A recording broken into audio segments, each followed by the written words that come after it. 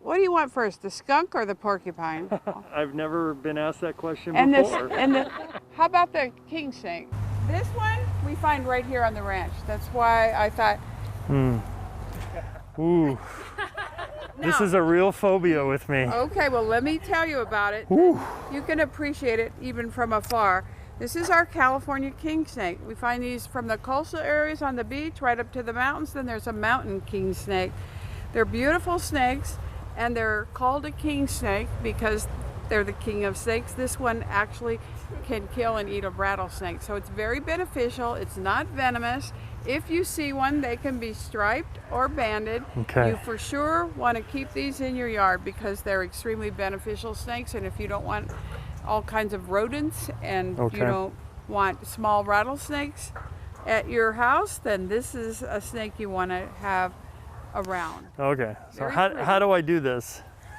Well, I can just put it on your hand, and now you can see it doesn't feel slimy. It has a really clean, slick scale. And Oh! the tongue is how it smells. It's picking up particles in the air and Wow. going back to an organ that helps it to smell, and that way it can find food. He wants to go back to you. He's very smart. So reptiles are cold-blooded, and these snakes are going to come out in the spring. This is one that we see on the ranch fairly frequently. We actually found one actually eating a rattlesnake Wow. here at the ranch. Okay. Well, cool. thank you for that. That was a real treat. Go. Ooh, okay. This snake has been handled, so it's very calm.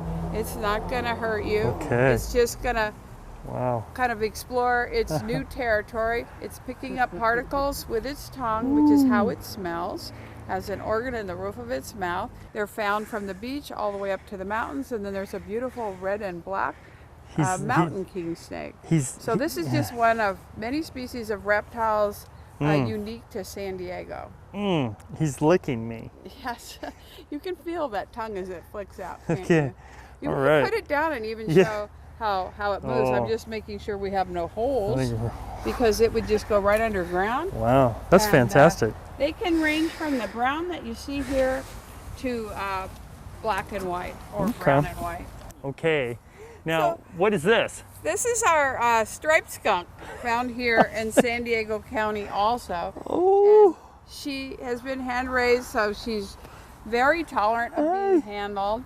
And last night when I was walking out here on the ranch, I smelled our resident skunk who let off its scent, which can be smelled for a good quarter-mile away. Wow. Very, very potent. That's how they protect themselves. Oh. Also beneficial because this is going to eat bugs and grubs, and that's what these long nails are used to dig in the dirt. Right here you can see how long they are. And then this is an animal that really is quite beneficial, and it won't hurt. If you don't want skunks around, don't leave your pet food outside by your back door. Okay. That will only attract them. They're omnivores, so they eat fruits and vegetation and insects, maybe even small reptiles sometimes. And they're very beautiful animals, very soft. This is a first Hair. for me. Yes, and the tail, you notice, has a very distinctive little white strip on the end of it. Wow. They're really beautiful little animals. Ooh. And although she's sitting there quietly, she can move along at a pretty good clip when she needs to. She knows a stinker when she sees one. That's awesome. Thank you. This is a first, and the snake was a first. All right. So Not I too don't know many- what's coming next. Not too many people get very close to skunks, so this is an Yeah. opportunity for people to see one up close and Yeah. personal. Crisis averted. There we go. I'm going to give you some omnivore biscuits. Okay. Kind of like our dog food, but very specially designed for wildlife. Wow. And you're going to get a chance to see our porcupine, our African crested porcupine. Now That we do have is porcupines in North America. fantastic. She's going to crawl Whoa, up. okay. She says, I'm going to crawl up and see you. Hello, and you hi. can feed Oh. her, give her one at a Well, time. one at a time. Okay, we'll do it this That way toward the you camera. can direct her What's face this? over there where we can Yeah. see it, right? Yeah. She is a rodent. She's the largest rodent in Africa. Our porcupines do not have the long guard quills that you see here. Another one? Yes, sure. Okay. They are voracious eaters, and for that reason, they do raid crops, and that is Hello? a problem because with the growing population in Africa, more and more land comes under Wow. cultivation. Maybe we should do a promo right now. Yeah. Maybe we should. That's Gillespie. Hi there. We love this one. She was this big, you could fit in the palm of your hand. Whoa. We got her. They're actually born naked, without all the quills. They emerge within hours after birth. They start to emerge. So now show her the biscuit, and you Here, can take this her is right a up biscuit. here on your knee again. Hi, this is a That's biscuit. it. There you go. She's going to come up. This is a biscuit. She likes the small ones better. Here, I can get her Okay, up we'll here. get her up there with the small one, then we'll give You her know the what? big one. Hello, San Diego. I've missed you. We're walking down memory lane with the world famous animal ambassador on the ranch with Joan Embery in the Zevely Zone, Monday at 6. Tonight at 6. Good. Oh, Yay! good. All right, so Yay! let's try to do a 15-second starting with me. Okay. It's not every day you tag along with a porcupine named tag along. Yes. Oh, and then after I say that, I'm so sorry. what am I That'll be saying? your line again to hello, San Diego, I've Oh, missed okay, you. yeah, I'm just trying to okay. make it a little bit Okay, go longer. ahead, go. All right. It's not every day you tag along with a porcupine name tag along. Hello, San Diego. I've missed you. We're walking down memory lane with the world famous animal ambassador on the ranch with Joan Embery in the Zevely Zone, Monday at 6. Tonight at 6. Fantastic. All right, Love you. so let's try to do a bold open. Exact same line Okay. from you whenever you're ready. Hello, San Diego. I've missed you. We're walking down memory lane with the world famous animal ambassador, Joan Embery, coming up in the Zevely Zone. She likes to have her jaws rubbed, and she'll even suck on your finger. And they have continuous growing incisor teeth, so her teeth are about that long. So they're pretty. You know, So when you look at them, gentle. they're imposing, but Yeah. she's a sweetheart. Well, you deserve another treat. Tag along. There There you she go. I'm just goes. going to give it to you. Isn't that funny? Soft little bulbous nose of hers. I love it. It's so Oh, soft. yeah. That's right. She said, "Are you going to Oh, lick you?" yeah. Wow. And that's a very fantastic. distinctive odor you're smelling. You know, many animals scent mark. They all have distinctive odors. They Oh. rely on smell for communication. She would spend most of her time, usually nocturnal. Oh, sweetness. She's a good girl, huh? She's a good girl. All kinds of stories. One time, they were taking her harness off and putting her in a crate. I think we were at the Four Seasons. And she started coming back out the crate. Tell you this while you're holding her. And so Pinkie grabbed a hold of her top knot there, and the whole thing just came out. Ripped right off. So with animals, sometimes that hair release is to protect themselves if a predator gets Right, them. right. Wow. So what do we have next? Okay, Yikes. we'll do the lemur. Oh, it's the cranes are. This is another first. Wait, yeah. Hey, buddy. Wow. This is Olivia. She's a black and white Oh. ruffed lemur. Really magnificent animal. Hey. They're a prosimian, which is a primitive primate. Jeff, She you has some remind me of interesting. Johnny Carson.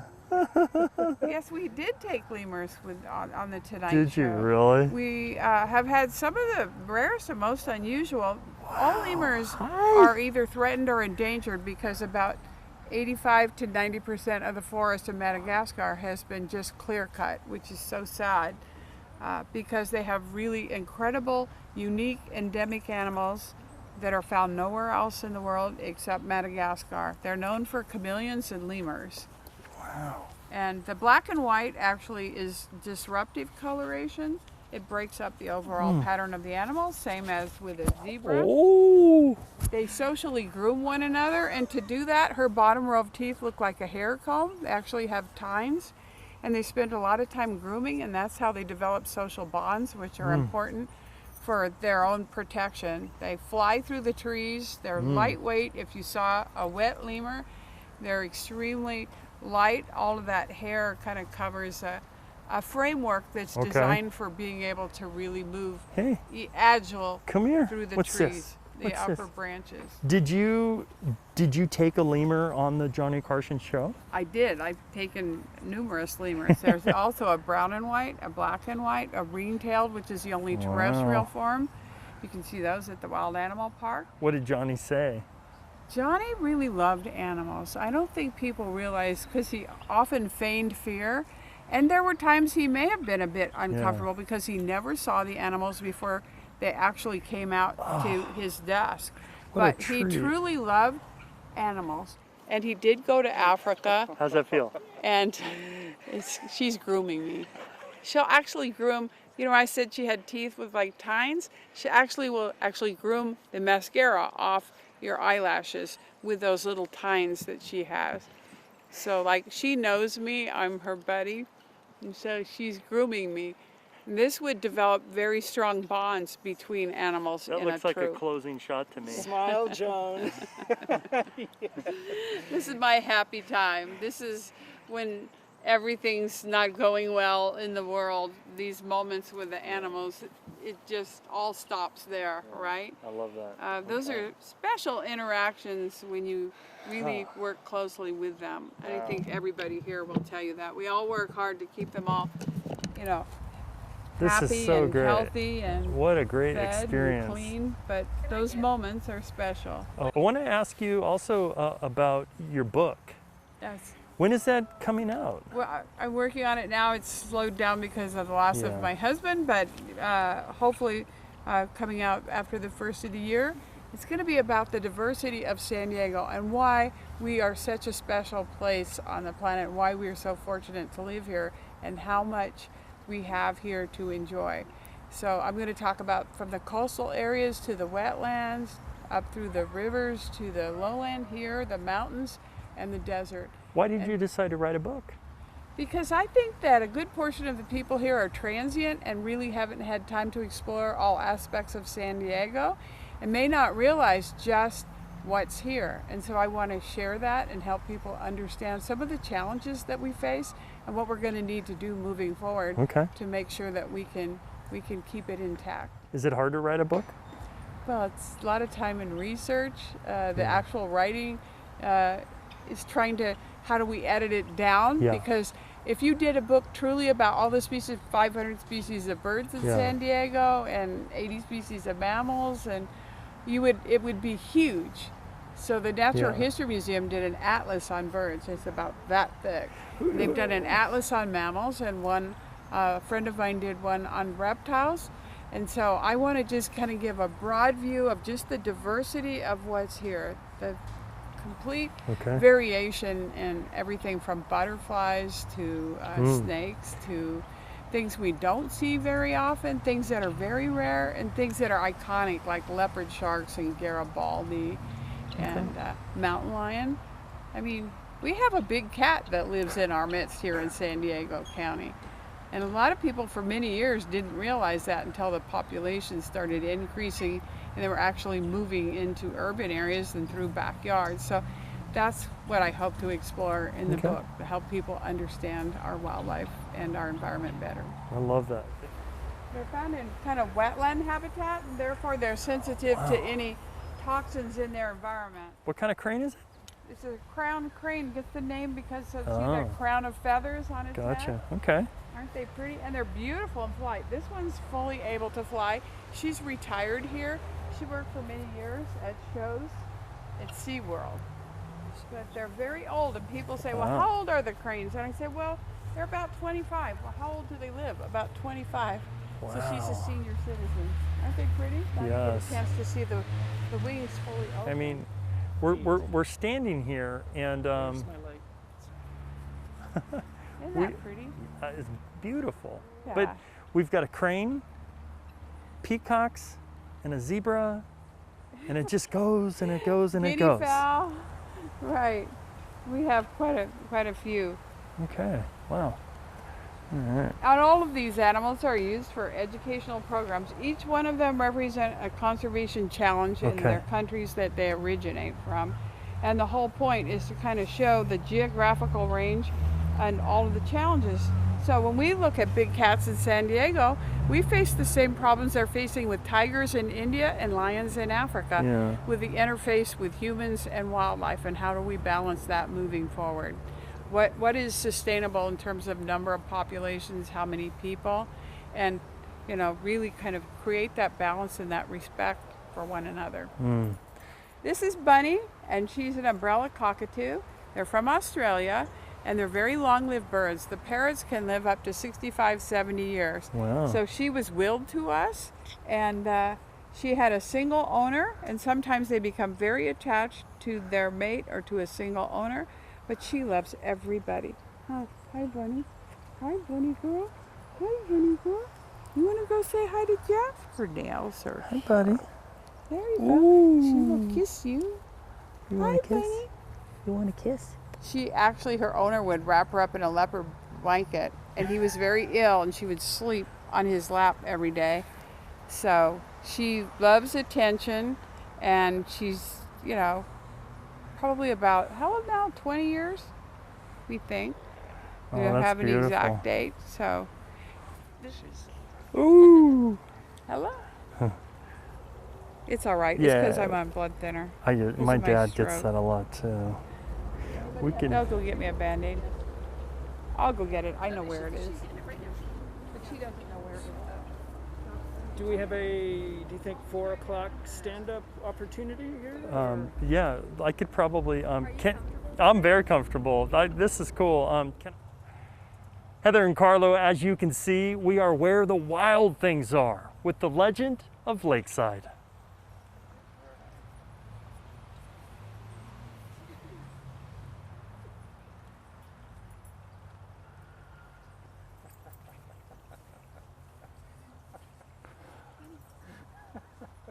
That's awesome.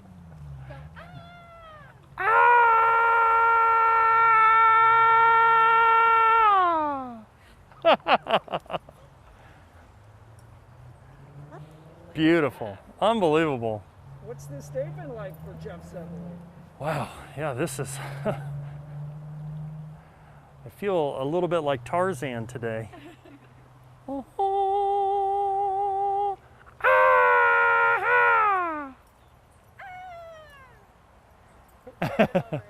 All right, yeah, I think.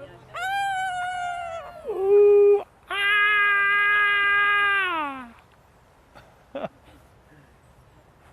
Beautiful, unbelievable! Wow, what a thrill! Really, what a beautiful bird! Man, that's incredible. I just thought you guys I mean, you can hold the leash as long as you don't let go of it. There you go. Here, come on over here. The girls can stand on either side of you. Can he hold that leash for a minute? Of course. And you stand on either side if you need to help him. There we go. You ready? No. Just kidding. That's a female. The males are about 2 times bigger than that. Hi. The males are called boomers. The females are called rovers. The babies are called joeys. And these are the beach. Oh, sorry. Oh, so sorry. You're fine. You tell me what to do and I'll do I it. just don't want her to get away. Over this? Will she yank his wrist off if he holds the leash that They're way? pretty strong animals, actually. You looks know, like they'll we woke forage you with up or their something. forearm, but those back legs, the tendon works like a rubber band. A male red kangaroo can break the femur on a human being with a good placed kick. Oh, I think I'll stand over here. Yeah. She's good though. She's a female. Okay. A little smaller, not quite as big as the males. She's gonna come sniff. Ooh, wow. She goes, what are you guys doing?